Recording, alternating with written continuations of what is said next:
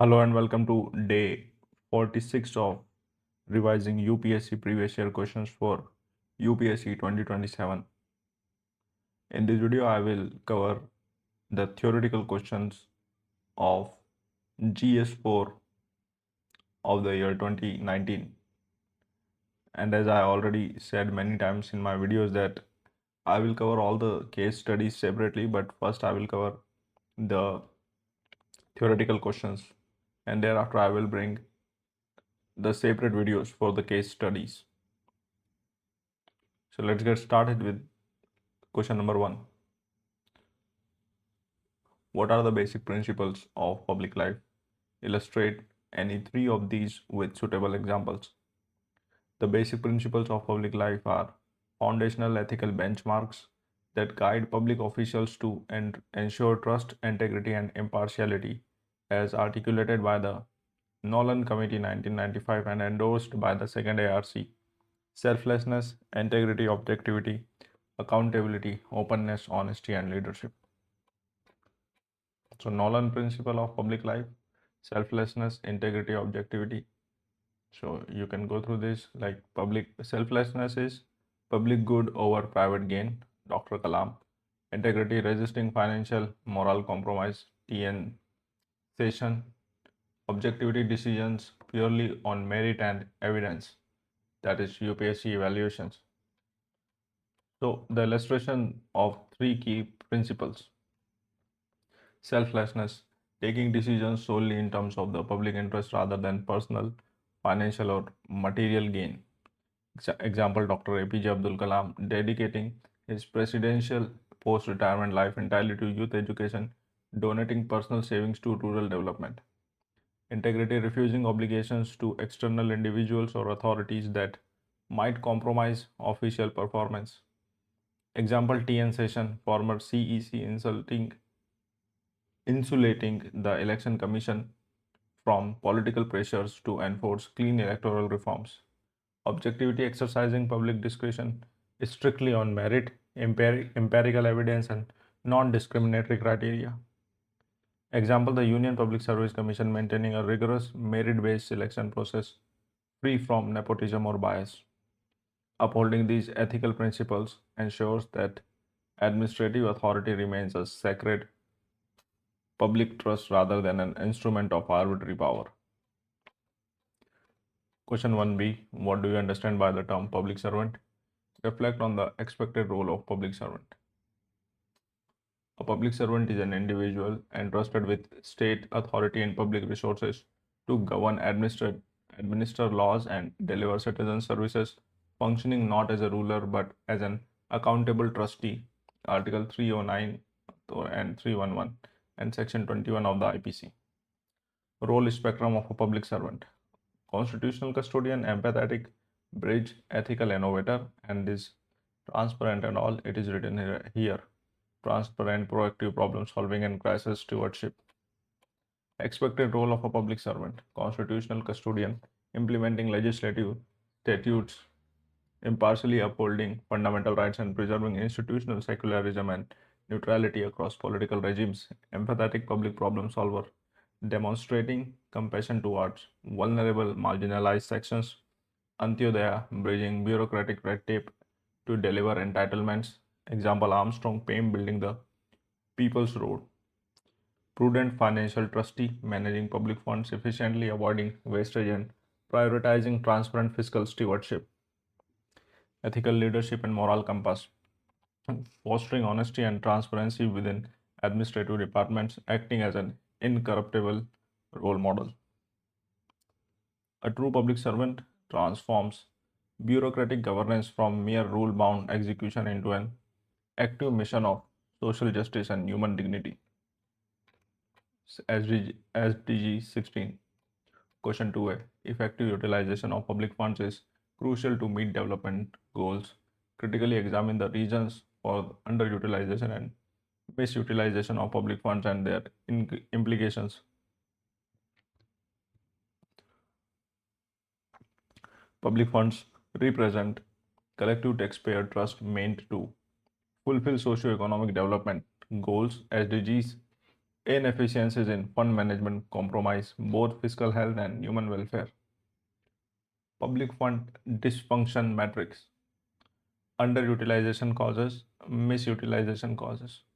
So bureaucratic inertia and delay in approvals, tedious land acquisition and forest clearances. And this is written here: March rush, reckless spending, rent seeking corruption, and political bias. Reasons for underutilization and misutilization: administrative bottlenecks, bureaucratic inertia, rigid procurement rules, and multi-layered approval channels lead to unspent budgetary outlays, structural implementing gaps, delays in land acquisition, environmental clearance, and contractor disputes stall capital infrastructure funding.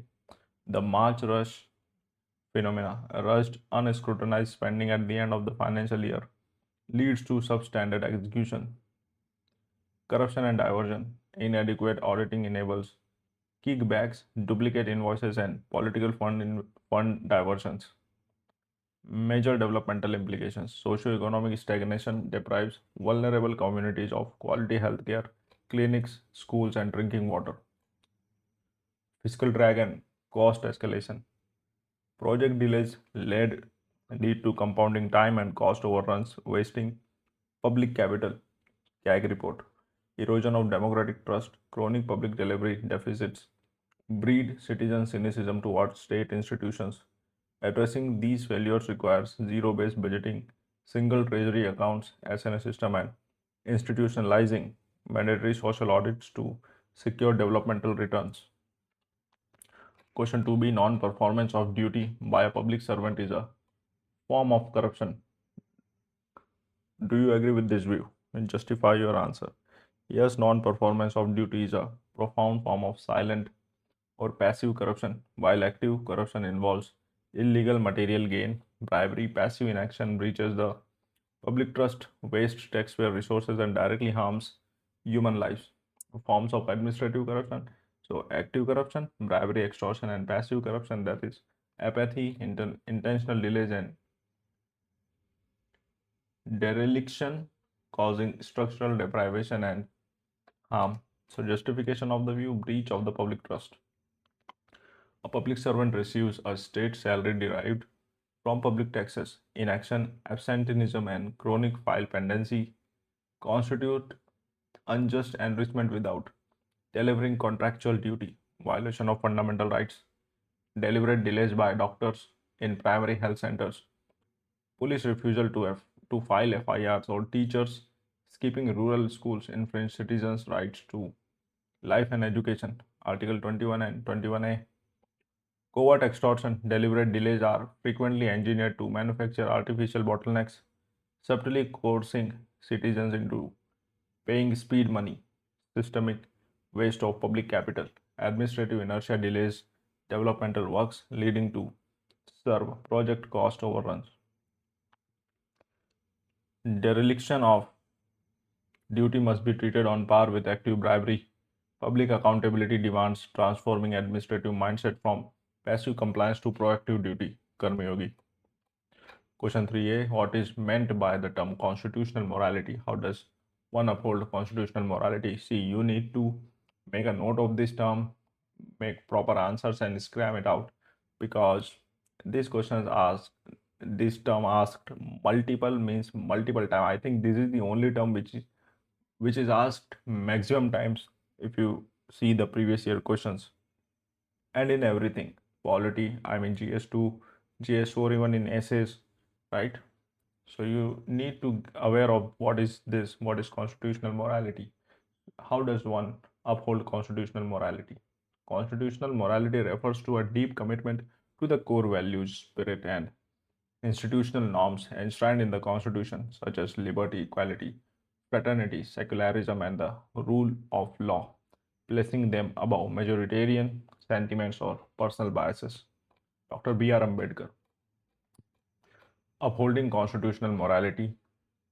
So, substantive justice, SC institutional restraint, citizen right defense, and which is written here, protecting dissent and minorities under Article 1421.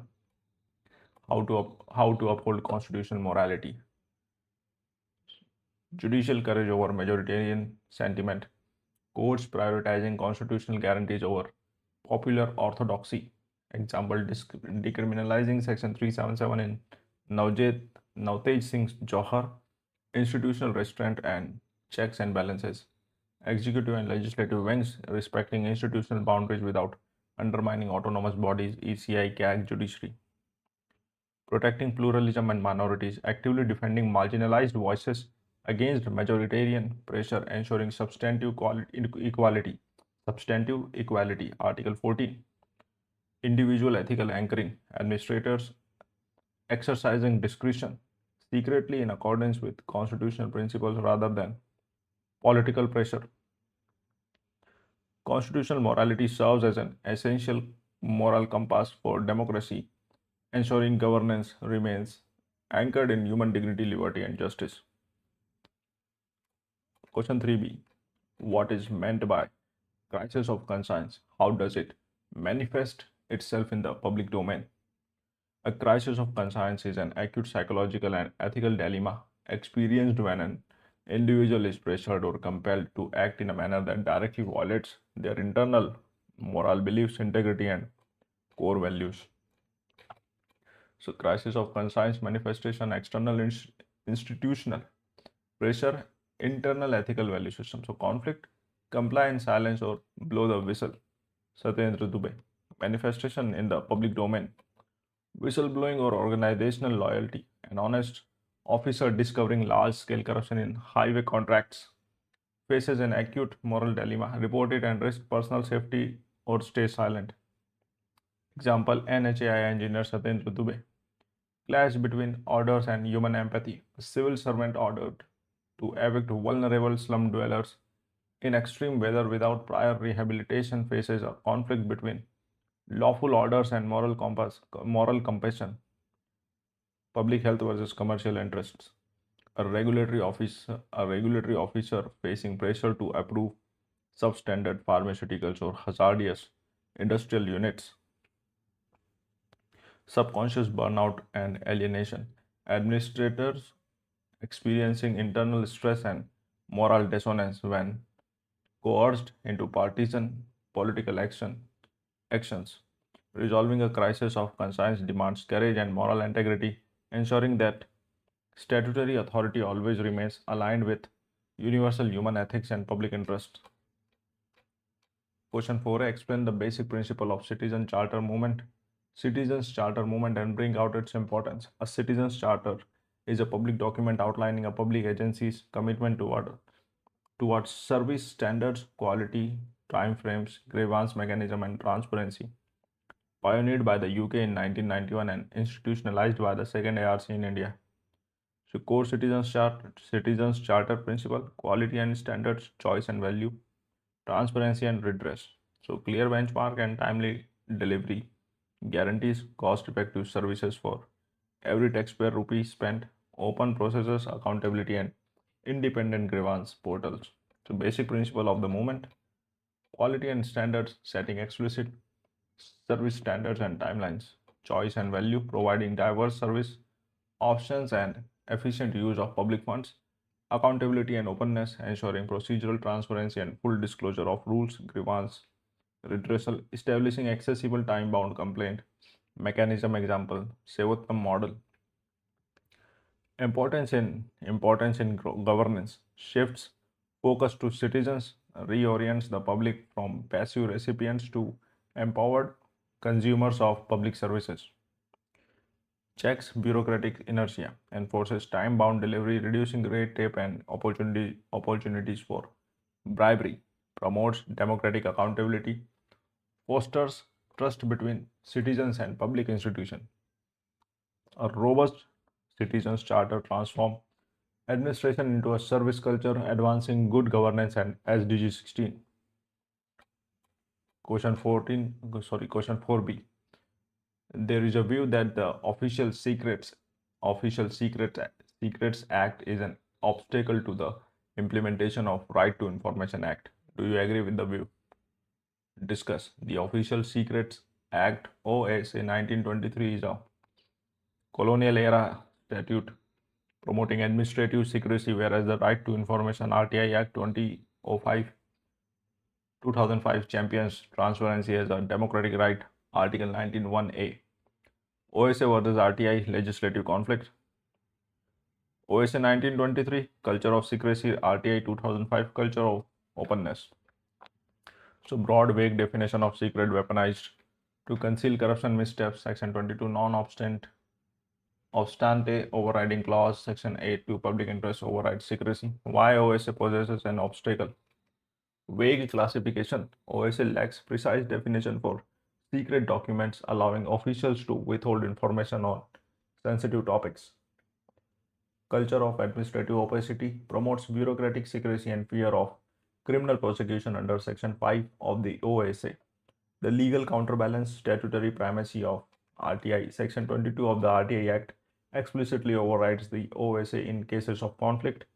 Public interest overrides Section 8 to permit disclosure of information in the public interest outweigh potential harm. The way forward as recommended by the second ARC first report. The OSA should be repealed and replaced with a modern national security chapter with the National Security Act, harmonizing national security with democratic accountability requires reforming the OSA to reinforce the culture of transparency under the RTI Act. Question 5A. What do you understand by probity in governance? Based on your understanding of the term, suggest measures for ensuring probity in government. Probity in governance refers to the presence of procedural integrity, incorruptibility, transparency, and adherence to high ethical values in administrative processes.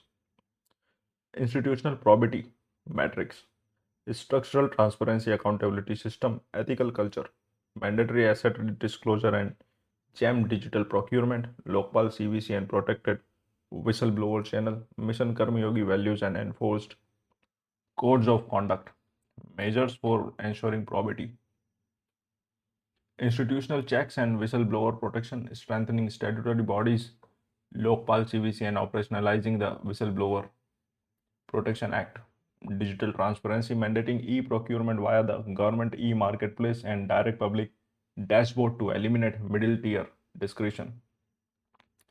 Asset disclosures and performance audit, requiring annual public asset declaration for public servants and enforcing retirement of non-performers.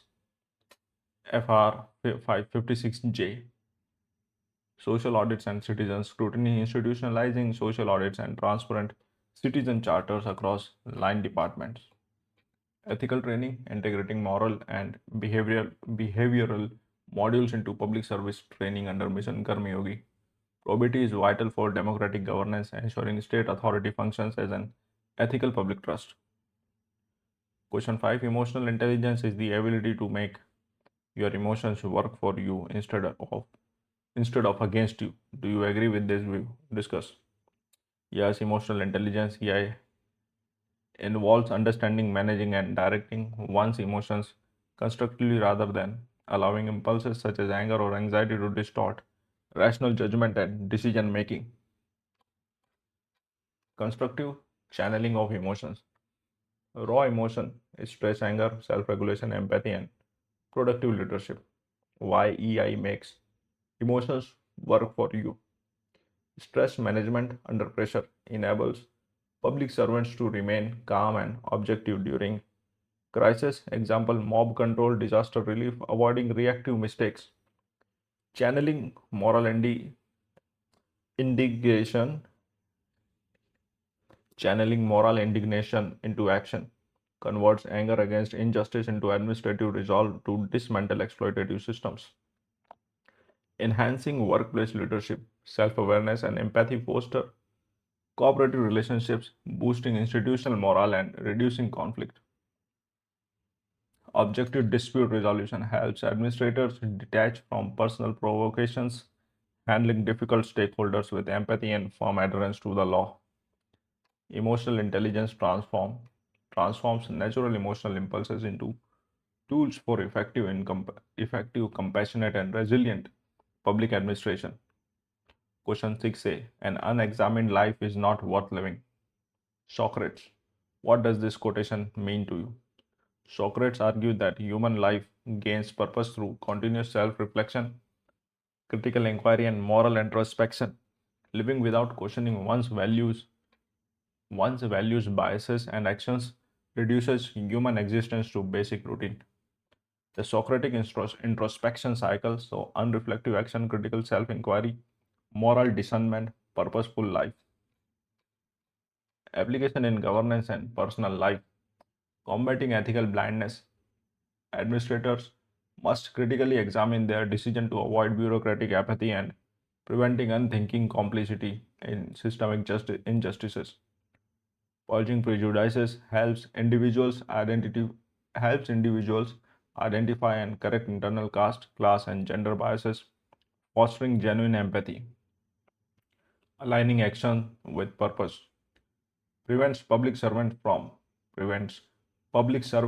pursuing material wealth or power at the expense of integrity and public service. Self-examination transforms life from passive compliance into an active conscious pursuit of truth, virtue, and injustice. Question 6b. A man is but a product of his thoughts. What he thinks, he becomes. M.K. Gandhi, what does this quotation mean to you? Gandhi highlights the primacy of thought in shaping moral character, habits, and human destiny. Internal thought processes determine external actions. Cultivating pure, truthful, and compassionate thoughts creates an ethical life. Thought to destiny pipeline: thoughts, attitude, daily actions, habits, moral character, destiny. Application in administration and society. Foundation of integrity: corrupt actions stem from unchecked greed and self interest. An administrator who values integrity naturally resists corrupt inducements. Cultivating public empathy, internalizing thoughts of service and equity. Antyodaya drives pro poor, compassionate administrative action, transforming defeatism into resilience. Positive solutions oriented thinking enables public officials to overcome resource constraints and bureaucratic obstacles. Ethical behavior begins in the mind, mastering one's thoughts in the foundation of moral integrity and meaningful public service. Question 6c. Where is the righteous in the where there is righteousness in the heart, there is beauty in the character. When there is beauty in the character, there is harmony in the home. When there is harmony in the home, there is order in the nation. When there is order in the nation, there is peace in the world. APJ Kalam, APJ Abdul Kalam. What does this quotation mean to you? Dr. APJ Abdul Kalam illustrates the cascading ripple effect of individual morality. Universal peace and global order depend on ethical integrity cultivated within the individual heart. So Kalam's concentric ripple of morality: righteous heart, noble character, harmonious home, order in nation, global peace. Multidimensional interconnections: individual to household, righteous values, honesty, empathy, build noble character, eliminating domestic friction and nurturing family harmony.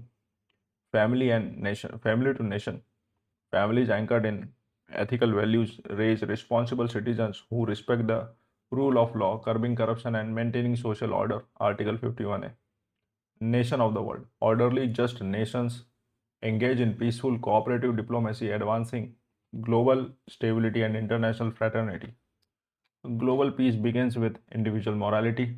Cultivating a righteous heart is the foundation for a harmonious, just world.